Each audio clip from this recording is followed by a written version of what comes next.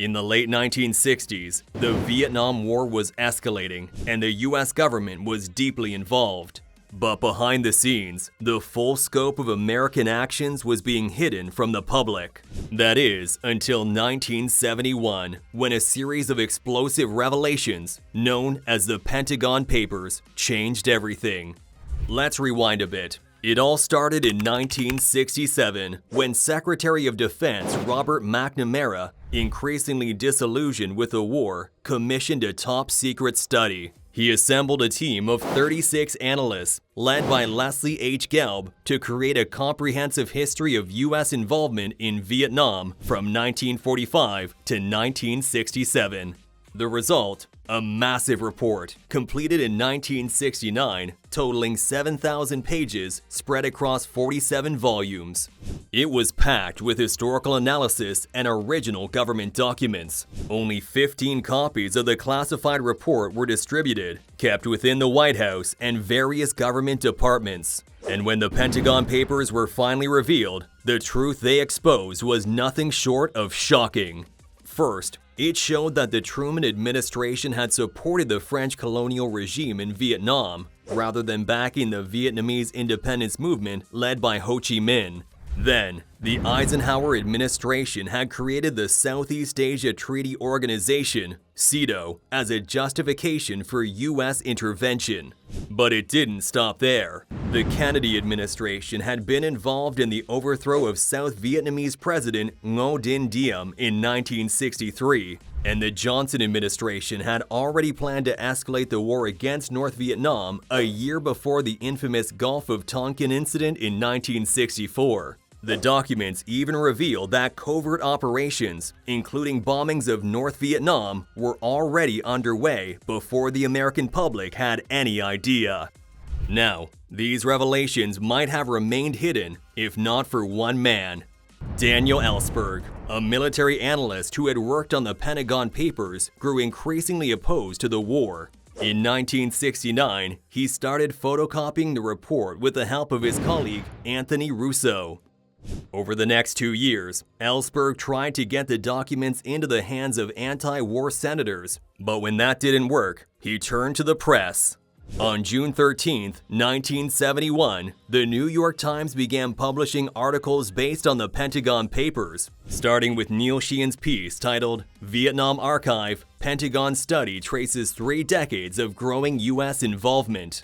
The Nixon administration was caught off guard and quickly sought to stop the publication, arguing that it threatened national security.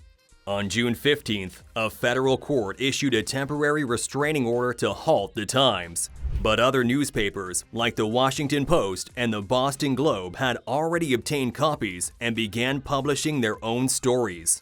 What followed was a fierce legal battle. By June 30th, the case reached the U.S. Supreme Court in record time. In a landmark decision, the court ruled 6-3 in favor of the newspapers, citing the First Amendment and the importance of a free press. Justice Hugo Black, in his concurring opinion, wrote that the press was there to bear the secrets of government and expose deception. The ruling was a massive win for press freedom and set a precedent against prior restraint, preventing the government from silencing the press simply because it didn't like what was being reported. The fallout from the Pentagon Papers was immense.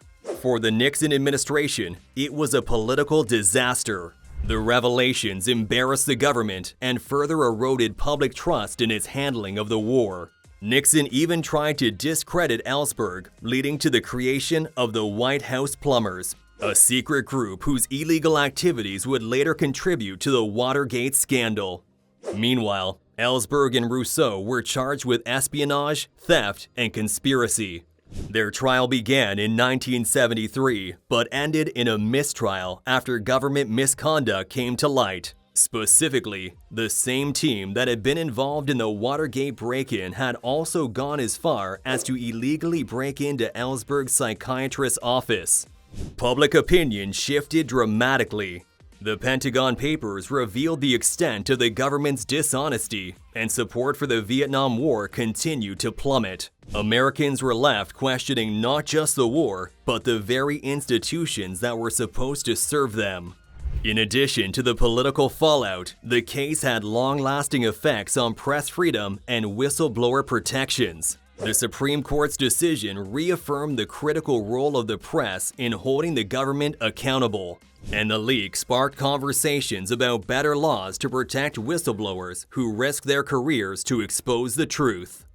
The Pentagon Papers remained classified until 2011, when the National Archives finally released the full report to the public, allowing for a deeper understanding of U.S. decision-making during the Vietnam War. The Pentagon Papers weren't just a series of leaked documents. They were a turning point in U.S. history. They illuminated the lengths to which the government had gone to deceive the public and showed how a free press could shine a light on corruption at the highest levels. Today, the Pentagon Papers stand as a testament to the power of transparency, the importance of questioning authority, and the bravery of those willing to speak out for the truth.